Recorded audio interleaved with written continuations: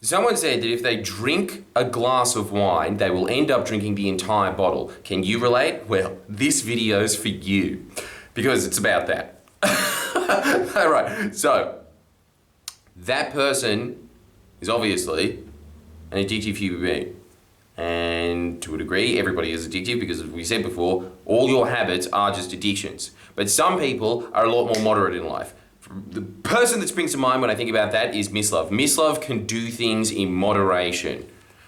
I think it is because he just gets absorbed into every environment that he is in. Instead of being inwardly focused, like I am, for instance, he is somebody who is constantly looking around at the environment around him. And so, whatever is in his environment, he's able to just shift over to that. Whereas people with addictive personalities, they're kind of doing it because they need something to change their state, to move their mind off of thinking about something in drudgery. I am guessing that that's the case. Because the other person that I know that is much more addictive than I am, that was a troubled soul. That was Dome Kang from the Friendly Geordies podcast, if you remember the early days. But that is a troubled man. And I have never, ever met somebody more addictive in my entire life. That man could not do things in moderation. He used to always use the Oscar Wilde quip of everything in moderation, including moderation. Oh, and he needed it. He really did. When you're talking about things like wine, when you're talking about things like cigarettes, what are you doing there? You're trying to escape your reality. You're trying to give it a little shift. I noticed that's what happened when I was smoking cigarettes. Now just when Ali's over, I'll smoke his little vape stick or whatever. God, I am glad that that thing happened, because you wake up in the morning. I honestly think that there is a conspiracy theory. I think it goes two ways here. I think that the reason that tobacco companies are pushing for vape sticks is because they're looking for a replacement, addictive substance to replace cigarettes. But obviously, it's a lot better than cigarettes, isn't it? But, yeah. That is a very good example, I suppose, of if you do have an addictive personality. And I would say that I definitely have one of those. I try and get addicted to things that are good for me. So I am addicted to reading, and God, did you know that yet? If you've watched more than one episode of Friendly Geordies, no wait, sorry, this is Jordan Shanks. Forget about that channel. That channel's for losers. Only winners watch Jordan Shanks. Yeah, I do like reading.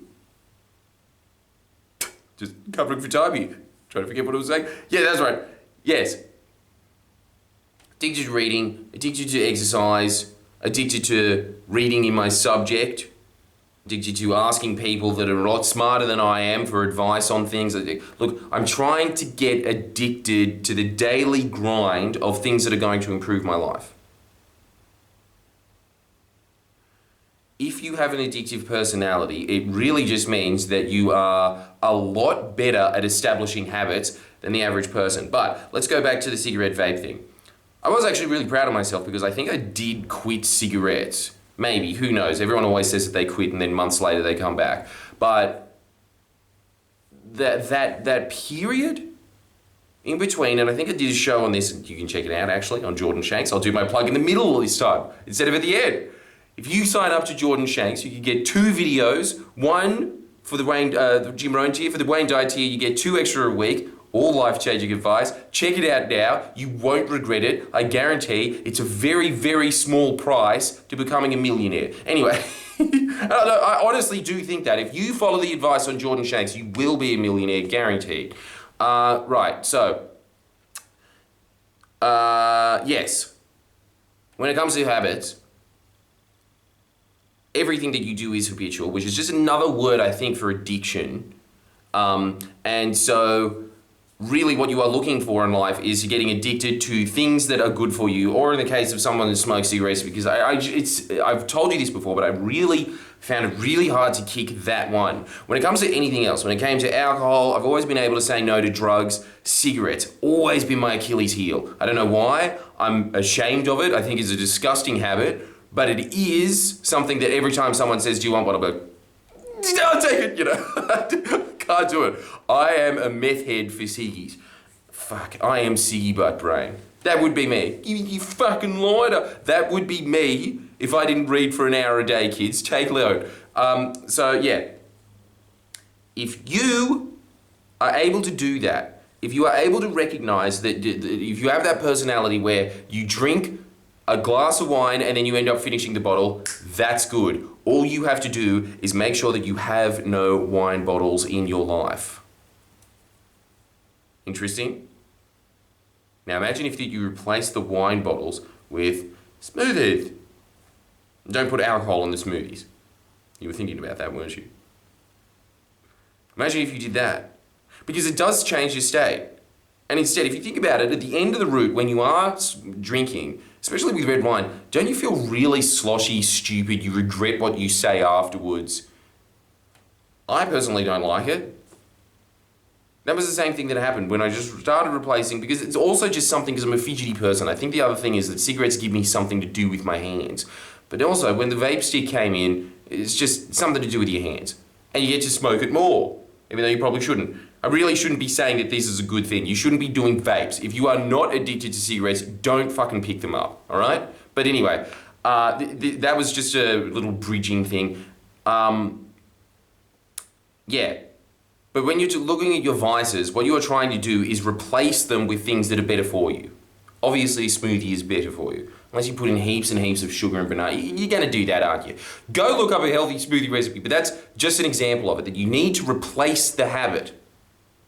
And once you do that, your life starts to improve. Because the other thing that'll happen is you will wake up and you won't feel hungover for a couple of days, where you just won't be in the cognitive space that you need to be in. You know, for my girlfriend's 30th, I got hammered, because just never do it unless it's like a big event like that, right? Got plastered, woke up the next day, couldn't do anything that day, couldn't think. Second day after that, really testy and angry, was not in peak state even then, so that's 2 days of your life gone. That's the scary thing about beers, that's the one. Alcohol, I swear to God, I see it all the time with all my friends, it robs you of your future. The people that I know that drink a lot, and it's not necessarily, look, I don't think that their cognitive capacity is permanently damaged yet. I don't think they're that old, but I think that it has wasted 10 years of their life, because for every day that they were recovering, I was working. That's what I'm talking about with replacing habits. So if you are one of these people that is highly addictive, that's great. It just means that you need to switch your addiction. So what are the addictions that you have at the moment? What are they? If it's drinking, for instance, I want you to think of a way that you can replace that. What is the vape stick for that? What's the thing that you can do? It doesn't even necessarily have to be better. It doesn't have to, yeah, it has to be better. It doesn't necessarily have to be good, but if you can think of something that you can even replace it with. I'm even saying soft drinks. If you want to replace it with soft drinks, rotten teeth is better than a rotten liver, all right? Actually, maybe it's not. No, you can replace it with gin shits. It probably is better. Anyway, that's what I'm saying. Write down the things in your life that you find really hard to kick, and then I want you to think of something, anything that you can use to bridge, to downgrade into the next level of good for you after that. Does that make sense? And then once you're hooked onto that, you can go down to the next one. But really what you're trying to do is eliminate all of your bad habits. I think that that is life. Constantly recognizing habits that are good and discarding habits that are bad. I'll see you next week. Make sure you sign up to Jordan Shanks.